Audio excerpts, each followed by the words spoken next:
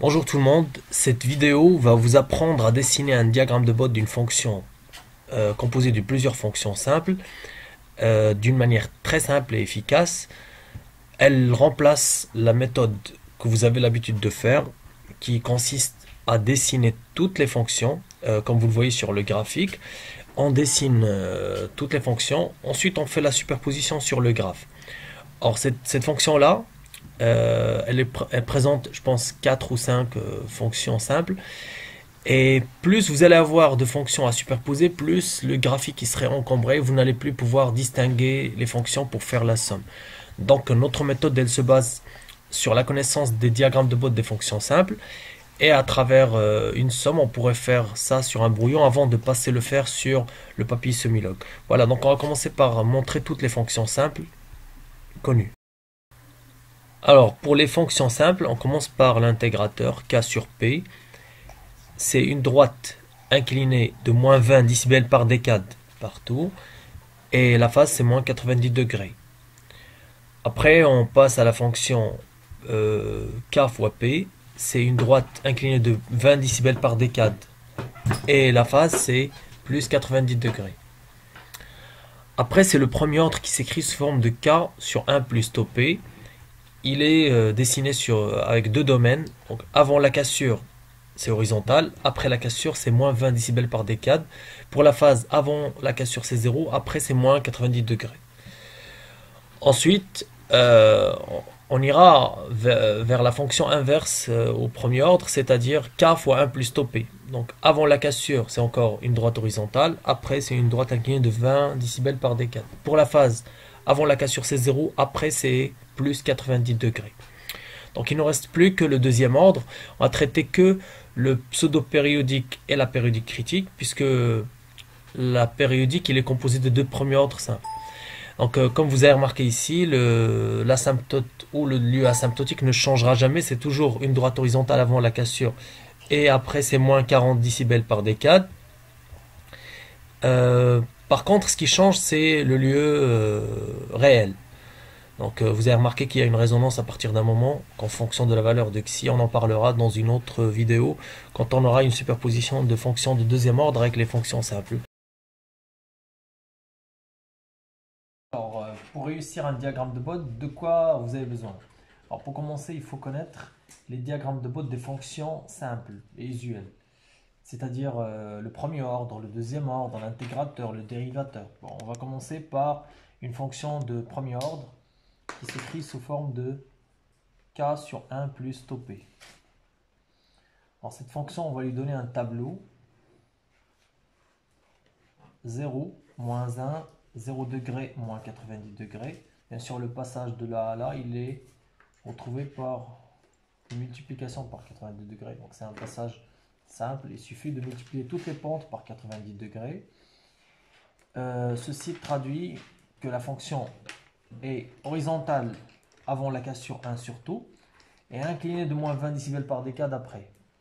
Donc, le 1 que j'ai écrit ici, c'est 20 décibels par décade.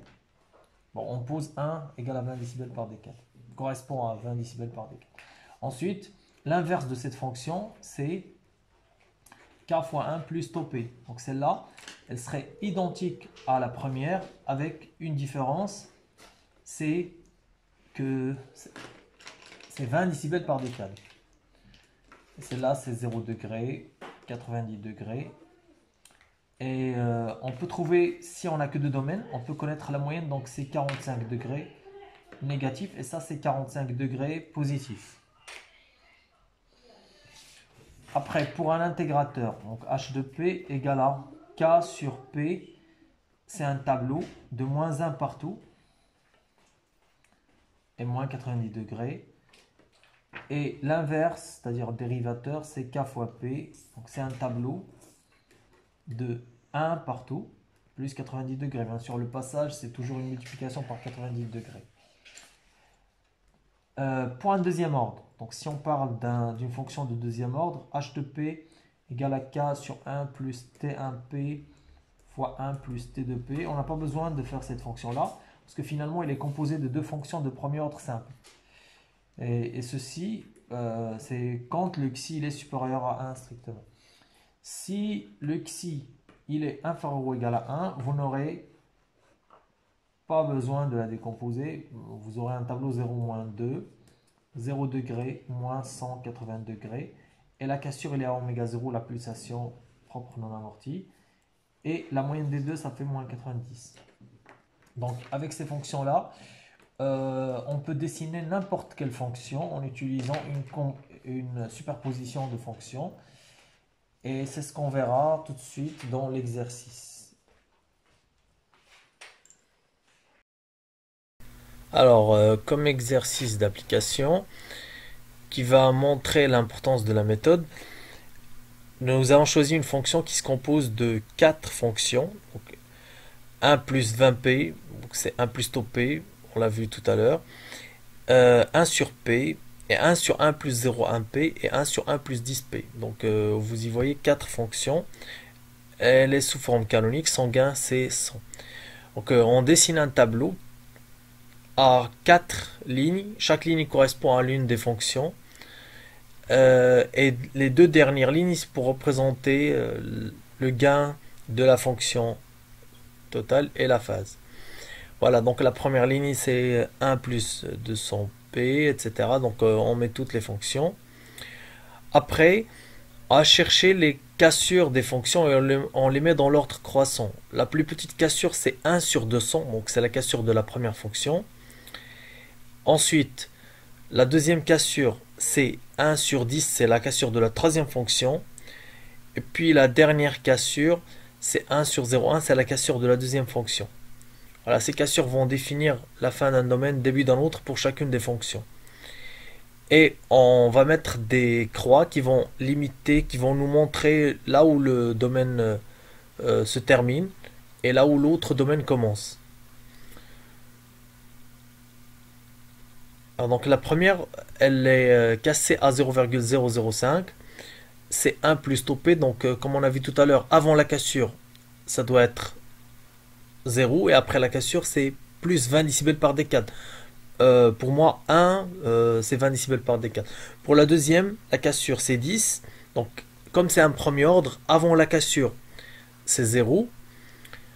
Et après la cassure, ça serait moins 1. Voilà. De même pour la troisième fonction, sa cassure, c'est 0,1. C'est un premier ordre, avant c'est 0 et après c'est moins 1, donc moins 20 décibels par décade. La dernière fonction c'est un intégrateur, c'est moins 1 partout, c'est-à-dire moins 20 décibels partout. Pour trouver le gain, il suffit de faire la somme de toutes les valeurs. Donc la somme, en utilisant les valeurs des colonnes, on retrouve moins 1, 0, moins 1, moins 2. Voilà, après pour retrouver la phase, il suffit de multiplier toutes les pentes qu'on a retrouvées pour le gain par 90 degrés et on retrouve la phase de la fonction h de p. Donc ça nous fait moins 90 degrés dans le premier domaine, 0 après, moins 90 degrés, moins 180. Voilà. Alors maintenant que nous avons notre tableau, nous pouvons tracer le diagramme de Bode de la fonction très facilement sans dessiner toutes les fonctions comme connu dans des méthodes. Mais nous avons besoin de calculer le premier point de la courbe du gain, la courbe réelle du gain, et c'est donné par une formule très simple. Donc c'est 20 log de k moins m fois alpha. Non, on va expliquer ce que c'est que m et alpha. K c'est le gain, on le connaît.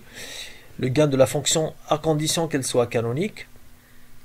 Le m c'est la puissance du premier disque de votre papier semi-logarithmique. Vous l'aurez sûrement quand on vous demandera de dessiner sur un papier semi-log. Et alpha, c'est le nombre de pôles, c'est-à-dire la classe de la fonction de transfert.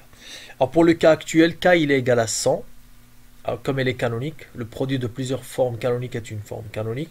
Alpha, donc c'est le nombre de pôles nuls, c'est la puissance de p qui est en facteur, c'est 1.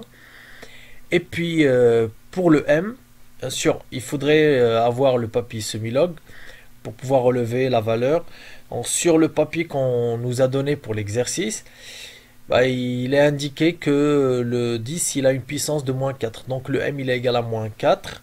Maintenant on peut faire l'application numérique. Il faut commencer par 120 décibels. Donc c'est le premier point de la courbe du gain. Voilà, voici notre papier semi-log. Donc on commence par dessiner les domaines. 0,005, ensuite 0,1, ensuite 10, et on sait que dans chaque domaine il y a une pente et une valeur de phase. Alors, ce qui est facile à dessiner, c'est la phase, puisque c'est juste des droites.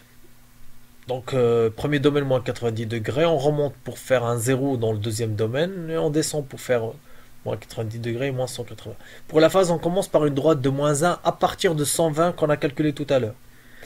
Et elle se termine sur la fin du domaine, et après une autre droite horizontale qui se termine sur la fin du domaine, après une autre droite de moins 1 qui se termine sur la fin du domaine, et finalement une droite de...